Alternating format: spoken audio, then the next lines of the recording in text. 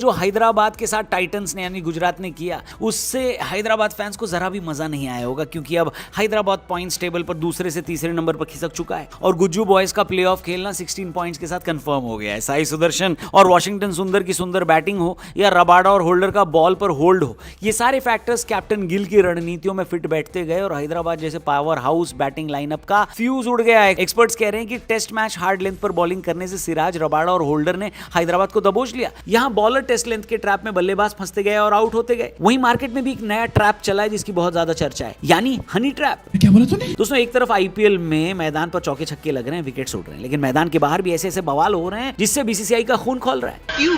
क्या हुई? बीसीसीआई और आईपीएल गवर्निंग बॉडी ने सभी 10 फ्रेंचाइजियों को 7 पन्नों की एक ऐसी एडवाइजरी भेजी है जिसे पढ़कर खिलाड़ियों को ये अपने पर्सनल स्पेस में इन्वेजन लग रहा है। हालांकि इससे सबसे बड़ा खतरा इस बात का है कि ये मामला हनी ट्रैप का है। हनी ट्रैप वही ट्रैप हुआ जो आप समझ रहे हो ना। वैसे हम फैंस के लिए तो क्रिकेट ही हनी है और वही हमारा ट्रैप है, मगर कुछ खिलाड़ियों के लिए क्रिकेट के बाद क्या करना है क्या नहीं करना है ये कैसे तय हो, यही मुद्दा अब एक्सप्लोसिव हो चुका है। हनी ट्रैप में प्यार, रोमांस और इमोशंस का वो जाल बुना जाता है जिसमें फंसाकर खिलाड़ियों से सीक्रेट जानकारियां निकलवाई जा सकती। सह लेंगे थोड़ा सा? अरे ऐसे कैसे, ना बिल्कुल नहीं सहेंगे। तो पूरा मामला क्या है वो आपको सुनाते हैं, क्योंकि अब खिलाड़ियों के होटल रूम में घर वालों की भी एंट्री बैन हो गई है और ये रील कल्चर पर भी कैंची क्यों चली है उसके बारे में बात करते हैं। देखिए, बीसीसीआई की anti corruption and security unit ACSU की रिपोर्ट में खुलासा हुआ है कि कई बार टीम होटल, डगआउट और बस में ऐसे लोग भी देखे गए हैं जिन्हें वहां होने की इजाजत नहीं थी। बोर्ड को डर है कि कहीं कोई अनजान महिला या दोस्त खिलाड़ियों के करीब आकर टीम की स्ट्रैटेजी, प्लेइंग 11 या पिच की रिपोर्ट्स न ले उड़े। सुरक्षित रहें, सतर्क रहें। इसी के मद्देनजर बोर्ड ने साफ बोल दिया है कि अब चलता है वाला एटीट्यूड नहीं चलेगा और ये रहे वो 10 नियम जो अब पत्थर की लकीर है। पहला नियम, होटल रूम में नो एंट्री।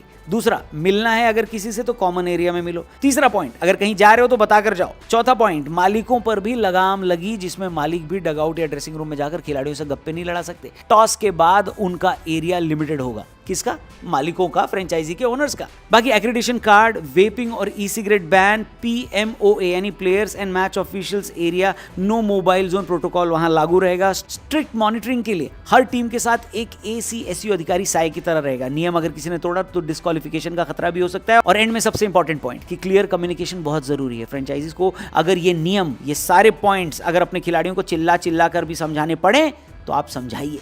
बीसीसीआई ने कहा है कि आजकल ये खिलाड़ी जितना खेल पर ध्यान देते हैं उससे ज्यादा ध्यान इंस्टाग्राम की रील्स पर दे रहे हैं और बीसीसीआई अब इस रील कल्चर को भी जड़ से खत्म करना चाहती है। अच्छा, बोर्ड ने उन कमेंटेटर्स और पूर्व खिलाड़ियों को भी नहीं छोड़ा जो यूट्यूब के लिए डगआउट के पास खड़े होकर वीडियोस बना रहे थे। खबर है कि एक पूर्व इंटरनेशनल खिलाड़ी को रंगे हाथों पकड़ा गया जो लाइव मैच के दौरान डगआउट के पास वीडियो रिकॉर्ड कर रहा था। बीसीसीआई ने कमेंटेटर्स और पूर्व खिलाड़ियों पर भी पाबंदियां लगा दी है। साथ ही करंट प्लेयर्स पर भी सख्ती दिखाई गई और कहा गया कि मैच के ठीक पहले या बाद कोई भी कंटेंट खिलाड़ी पोस्ट नहीं कर सकता। टीम किस जगह रुकी है, लोकेशन रिवील नहीं कर सकता, बस के वीडियोस भी नहीं डाल सकता और ये प्लेइंग 11 में मैं हूं या नहीं हूं ये पहले से आप नहीं बता सकते। ये सब नियमों के खिलाफ माना जाएगा।